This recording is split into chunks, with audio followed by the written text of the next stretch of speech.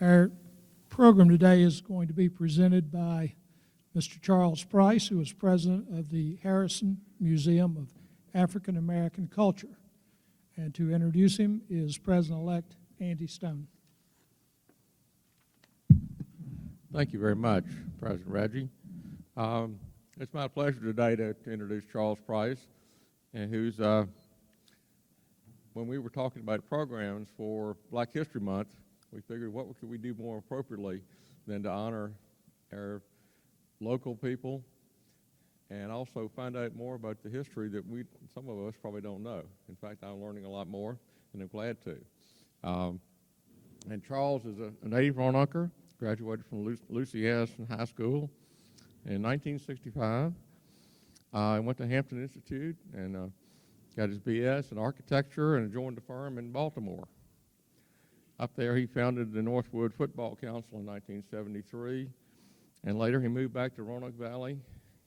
He continued his interest in sports and helping young people with the City Northwest Recreation Club. He's vice president of Payne Construction, a local company. He's been on the board of directors of too many places, numerous to name, but most important is the Roanoke City Planning Commission, where he was chairman of the board for 4 years, and he's been heavily involved in everything going on with Roanoke. And it's my pleasure to introduce Charles.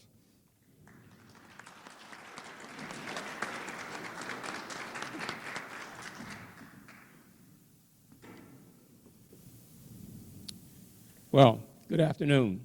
It is certainly a pleasure to be here to speak to such a large group of people, ladies and gentlemen, with such distinction.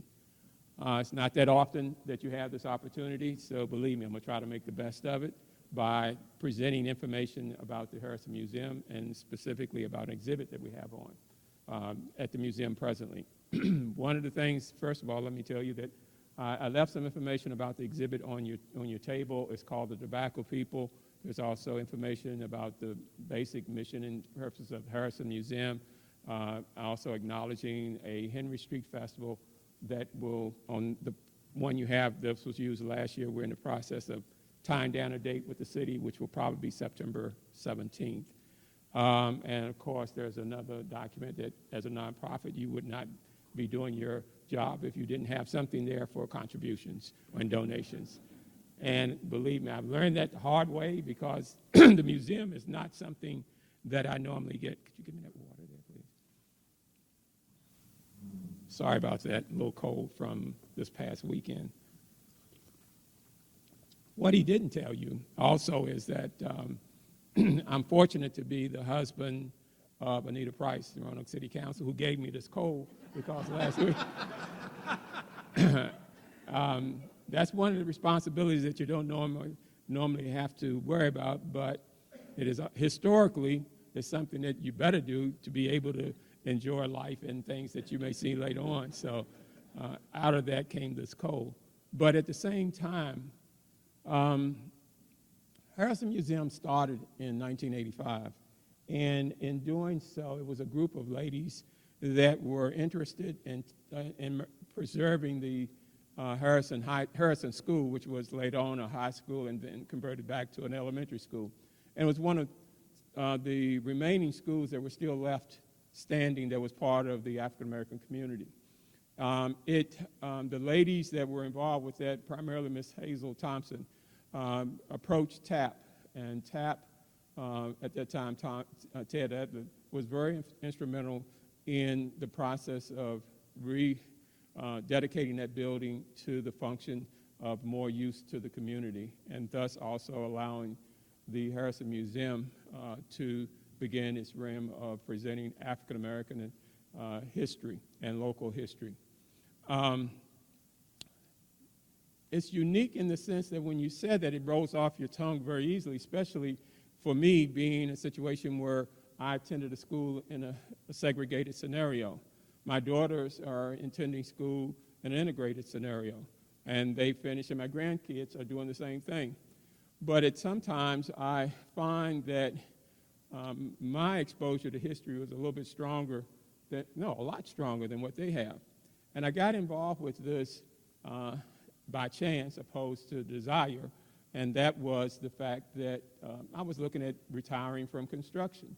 I had had an enjoyable time for about 30-some years. The market was slowing down, so my uncle and my cousin and I decided that, we need to look and see how we're going to evaluate and go through the things we need to do. My uncle had already made a decision that he was going to retire. I didn't know if I wanted to work with my cousin right then, so I said I better do the same thing. So I made the move into just trying to find things to do and realized that my family had been involved through my wife and through my kids with the Harrison Museum, but I didn't know that much about it. I knew I wanted to help, so I decided to help. And the things that really got me involved more so were some of the people on the board. I didn't want to be on the board. I got elected to the board, and I missed, as I say, a coffee meeting.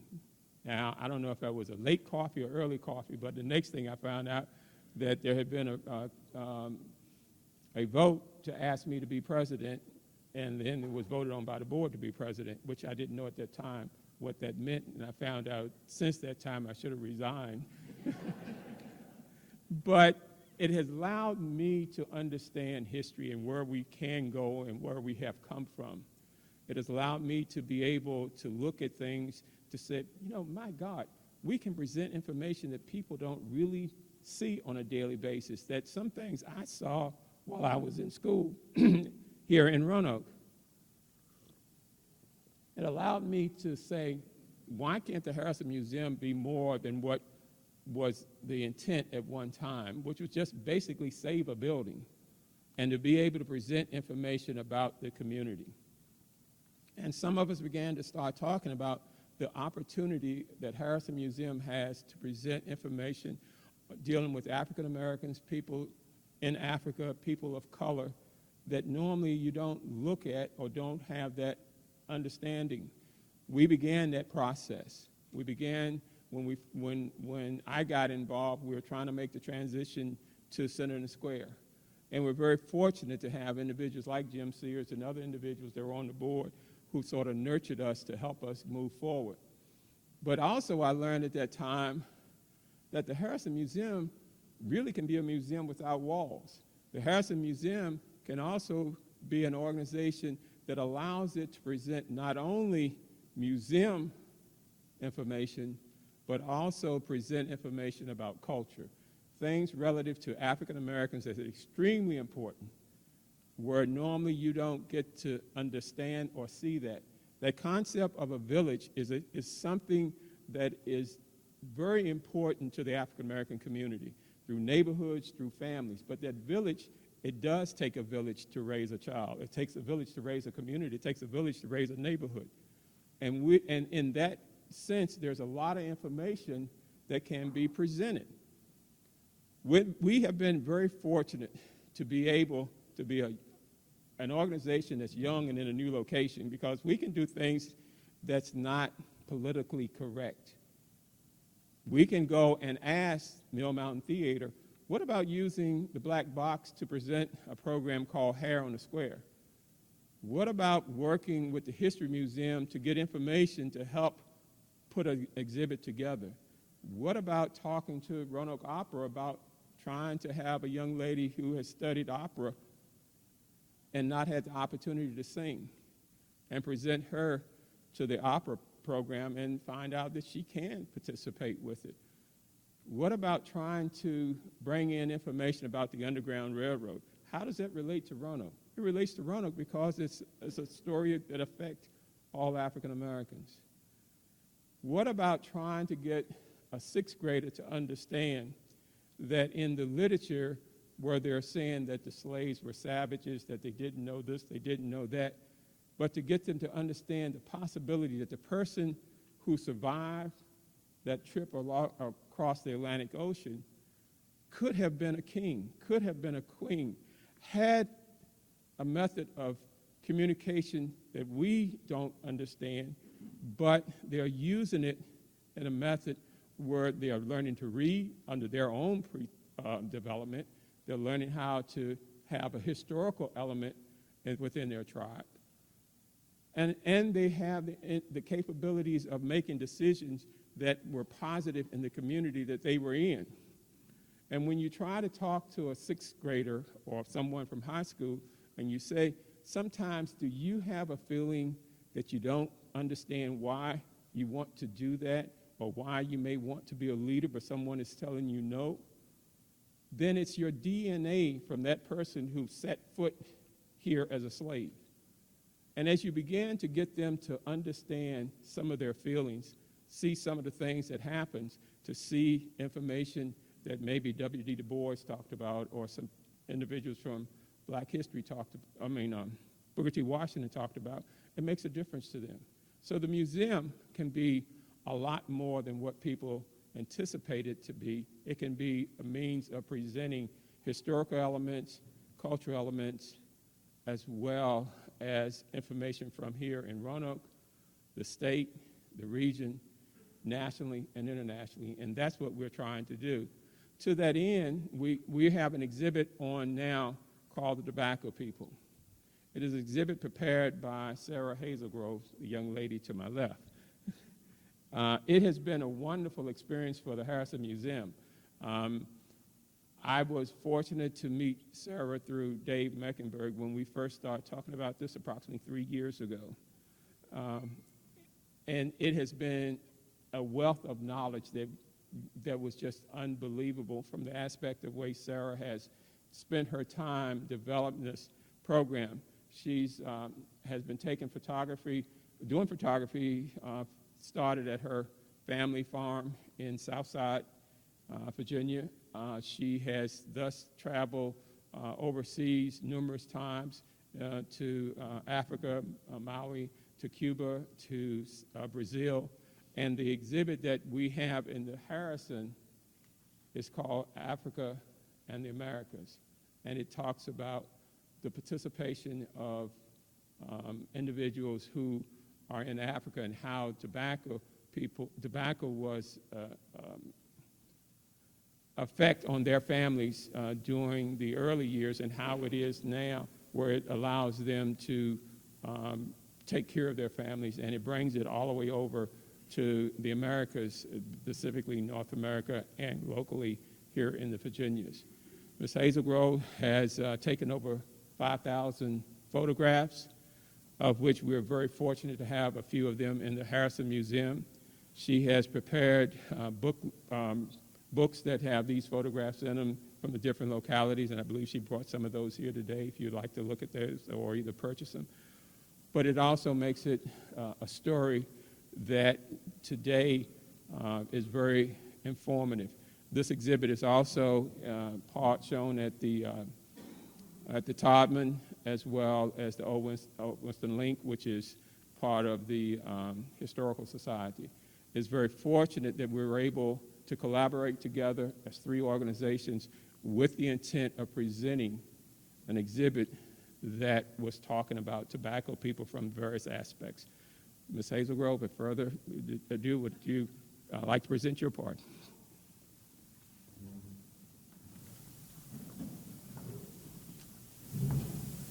Okay, I may take this thing off of this because I'm not going to fight with it. Thank you. I am a visual artist, okay, so that basically means that I deal with anything visual. And because I think a photograph or a video can probably speak a lot better than I can, at least for this particular moment, I want you all to turn your chairs around. And this is a video that kind of gives you an overview of some of the work that I've done over the last 5 years. In fact, Tobacco People started initially with a talk with David Mickenberg about 5 years ago. At that time, I had just completed taking photographs at our family farm, which is in between Farmville and Cumberland County, Virginia.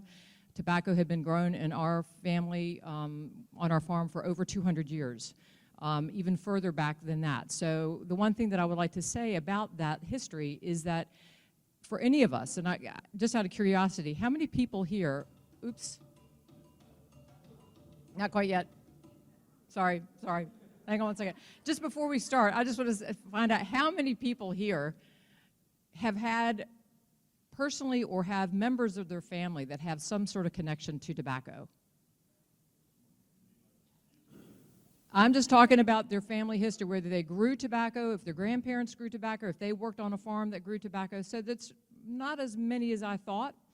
The one thing that I will say about tobacco in Virginia is that it would not have been possible for this colony or this state or this United States of America to have, number one, successfully begun.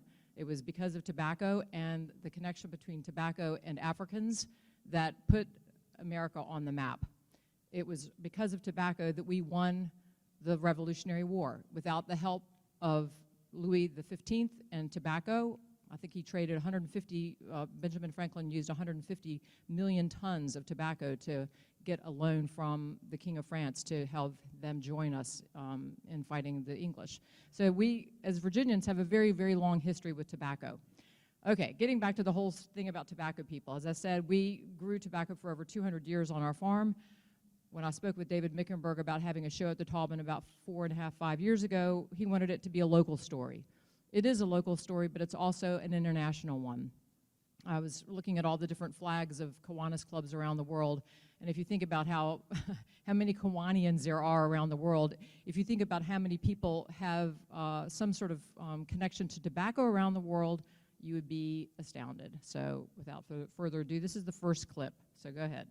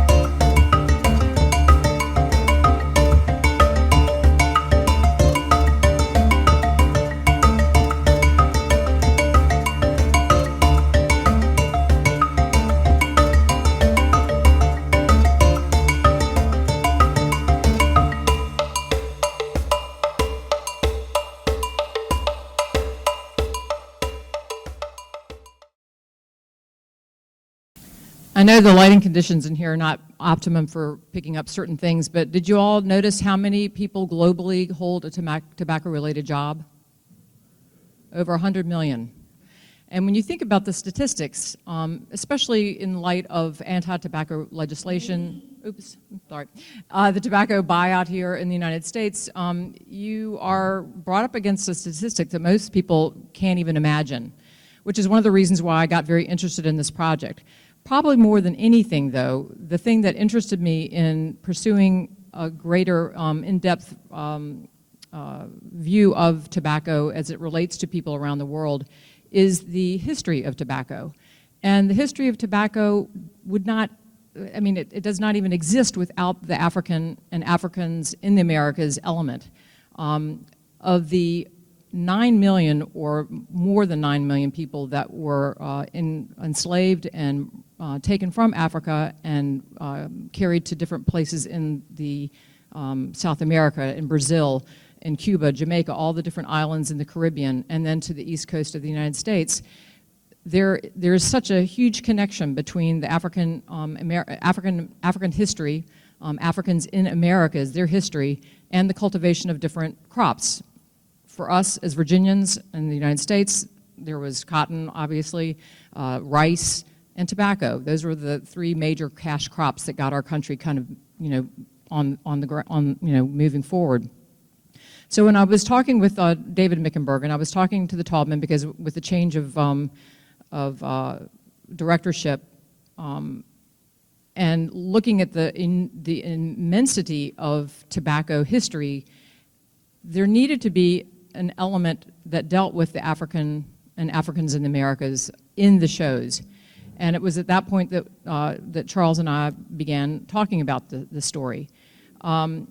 Because the Harrison Museum is a local museum, and it does want to focus as well on the local stories of Africans here, Africans and African Americans here, as well as on an international level. In talking with Charles, our minds and the amount of information that we could have done was just more than we could possibly handle with the limited resources and the people and the money available to us. But the story is an enormous story about how tobacco affected African Americans, here, as well as around on the globe. So, what I guess the thing that I wanted to say about the history of tobacco and Africans here in the United States is that when we as Americans look back into our past, we can trace our family histories, if most of us can, to probably more than 100 years. Maybe 200 years. And some people, like with the colonial dames and daughters of the American Revolution, we all have this ability to trace our family histories back pretty far. I even know one person that says that he can claim to his grandmother, I think, made a family tree that takes him all the way back to Adam and Eve. I was like, wow, I want to see that. And he brought it over, scrolls of stuff like, the lineage of the family. I was like, wow. Anyway, for African Americans, history for the majority of African Americans stops with slavery, stops 1600s, 1700s, stops even shorter than that. A lot of people, in fact, this next video that I wanted to present to you is of an African American tobacco farmer here in Rocky Mount, Virginia. When Charles and I were talking about the ways that we could expand the tobacco people exhibit for the Harrison, we needed to have a local element. And the local element that I found after researching different agricultural communities to find an African American tobacco farmer was not easy, because there aren't that many African American farmers in the United States to begin with, not that many African American farmers in Virginia, and even fewer African American tobacco farmers. There's only just a handful. Well, lo and behold, probably the most successful tobacco farmer that I've ever seen in any of my travels around the world is an African American named Elvis Switcher, who lives in Rocky Mount. Most tobacco farmers around the world survive on less than 2 acres of land, and that is to grow their food crops as well as a cash crop. And in the case of many, many people around the world, it is tobacco. Elvis Switcher grows 250 acres of tobacco, which is unheard of. Even big commercialized operations that have computerized machinery and everything like that, sometimes they will get in close to 500 acres, but everything they have is machine operated. Elvis employs over 25 H-2A foreign laborers, those are Mexican mostly, each year. That alone is a statistic that it's enormous. So, although my project with tobacco people is an international one, and it continues to be. I went to Tanzania back in October. I'm going to be going to Japan in July. I was on the phone just yesterday with friends of mine in Cuba, because I'll be doing a book on Cuba as well as one on Virginia that will accompany the 3 that I've already done on Indonesia, Brazil, and Malawi, Africa. But the local story this local story, which is to me one of the I guess the most I don't know, it makes me very proud. I know that we're talking about pride. This is a moment to be proud of an African American in our community that has really taken a very difficult past and turned it into a gem. So this is about 8 minutes long. Hopefully that won't be too long. And if you want to go ahead, we'll just let you look at that. May the works I've done speak for me. May the works There aren't many African American farmers in the United States. In Virginia, Of the 47,000 farms registered, only about 1,500 are owned by African Americans. In Franklin County, Virginia, of the 871 registered, only 56. These statistics make Elvis Witcher's family stand out. From his father and mother's struggles as sharecroppers to their success as farmers and landowners, Elvis's parents raised 11 children on what they were able to produce on their land, and what they didn't consume as a family, they sold and made a profit. My mom and my dad made tremendous sacrifices with this farm, starting it from scratch, because they had very little open land. And when they came here to this farm, Mom and Daddy and his brother, they had to get out there with the mattock and pick and mules and plows, hand plows. That's how they cleaned up the land. Because if there were bulldozers, they couldn't afford to have it. And thank God it had a few rocks, but it was not a very rocky farm. It just had some rocks and spots. And that's actually what we did as young kids. When you first started out, you picked up rocks. Elvis is the only child of the 11 who developed the same passion for the land that his father had. Dad would be so happy because he always knew that he could do it. He just loved the way that he worked. He would always say Elvis could get things done. He took his father's legacy and added to it, buying land from nearby farmers who sold out. Today, he runs one of the largest tobacco farms in Franklin County, Virginia, and he is one of the most successful tobacco farmers in the state. Take a live stone. Bill got a house. Take a live stone, yeah. Bill got a house. Take a live stone, yeah. Bill got a house. Take a live. Farming isn't for everyone. It requires physical labor and a love of the out-of-doors. Elvis credits his success as a farmer in part to the way he was raised.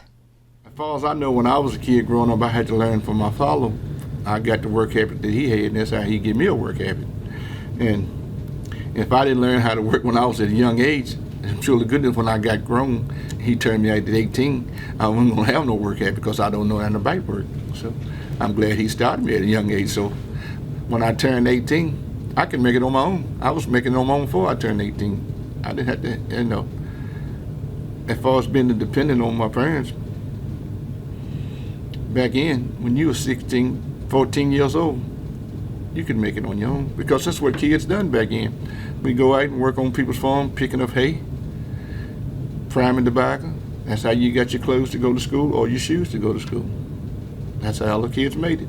That's how kids worked on our farm, done the same thing. And we was fortunate I never had to work on nobody's farm because we already had enough work to do our own self. But when kids come to work for us, that's what they was working for. They buy the school clothes, buy the books. And that's what they done with the money. Running a successful farm also requires a dependable workforce. In the past, that workforce was made up primarily of family members or people in the community. Today, it has become next to impossible to find local help, and the children of farming families are seeking careers away from the farm. You don't see many American people want to do physical labor. Sadly, you hardly ever see any kids that want to come outside to work now. I mean, everybody wants to stay inside. Unfortunately, the only group of people who seem interested in farm jobs these days are foreign laborers. Elvis employs over 25 H-2A foreign laborers from Mexico each year. These men leave their families and travel the long distance to Elvis's farm, where they will stay for up to 10 months. They are dedicated and loyal. Many have made this journey for over 20 years, so they become like extended family. If we didn't have migrant workers coming over, we couldn't get our operation done because a whole lot of it's done by hand. It's all outside work. You're not going to get Americans to do that every day, constantly now. The pay is more than minimum wage. But when it's safe farm, everybody shies away. Elvis feels his role is to be a good steward of the land so that he can make it better for future generations. But who will be that next generation? When the children of farming families move to the city to pursue what is in their estimation a better job, the future of the family farm looks uncertain. That's always the usual question if I'm going to be a farmer as well, because they see how much my dad has and how well it's going. Because right now I'm a full-time student. I'm a business major at RAC. So yeah, that's always the usual question from the older guys, especially from the older people, because they see how big it is, and I guess they can see how much potential it has to grow even further than it is now. I love the farm. That's what I will say. It is my dream to move back to the farm, to build on the farm, to live there full time. Will I be a farmer? I don't think I know. I think I would know enough about the business world of farming, but not enough about the physical work of farming. And you do need to know both, and I think that's how people fail. They know a lot about one, or they think they know a lot about one, and not enough about the other. Well, Dad always says once you figure out what you're doing, it's a lot easier. It's not just coming out of here, it's actually, taking pride in what you do. This piece of land was my father's land. That's why this piece of property means so much, because this was the first property that my father owned. And I try to keep it in the family as much as I can. But hey, you never know. After you go, you never know what happens. But I like to pass it on, because as you can see, it's a beautiful spot of property. And it's always something to do. You can always improve something on this farm, because you never get through improving. There's always more work to do. So I have something to look forward to every day I wake up. And I never get tired. Speak for me.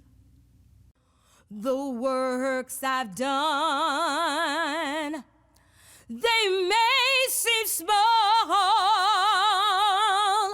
Sometimes it seems like nothing at all. But when I stand before my God, I want to hear him say, well done. May the works I've done speak for me.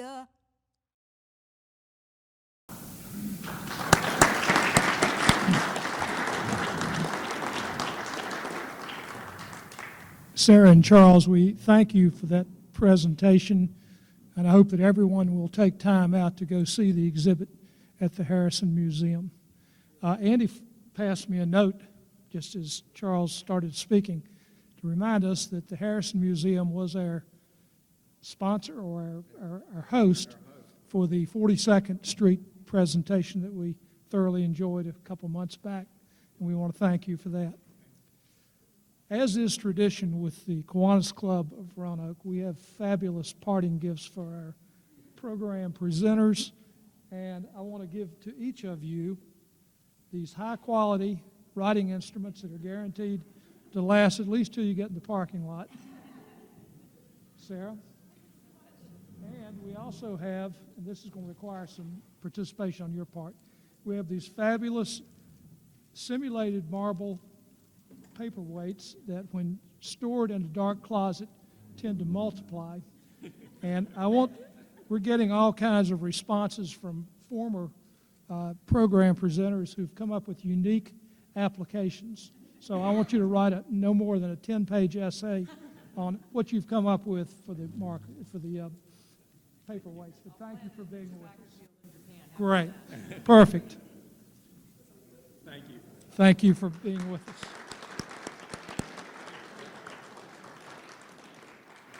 Next week, our speaker is Kim Clymer, who is Executive Director of the History Museum, and she's going to be introduced by Andy Stone again. And finally,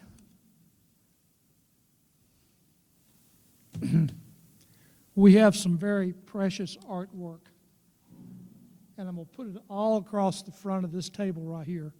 This is from our friends who, from the West End Center, along with the thank you note for the wonderful Christmas party.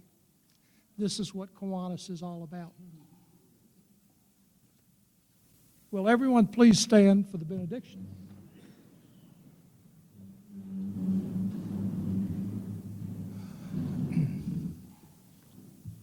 Having passed through our regular order of business, we are now prepared to leave this time of friendship and fellowship to re-enter our everyday world. Before we depart, let's try and remember three things. First, to extend to every person we encounter the same kindness that we as Kiwanians share with each other. Second, let's be ever vigilant for ways to better serve the elderly, the downtrodden, and the young people of our community.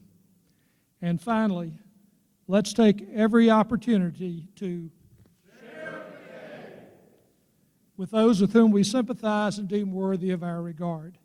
If we can turn these ideals into actions, we will truly be building a better tomorrow. Live life, laugh loudly, recruit members, and go to the Harrison Museum.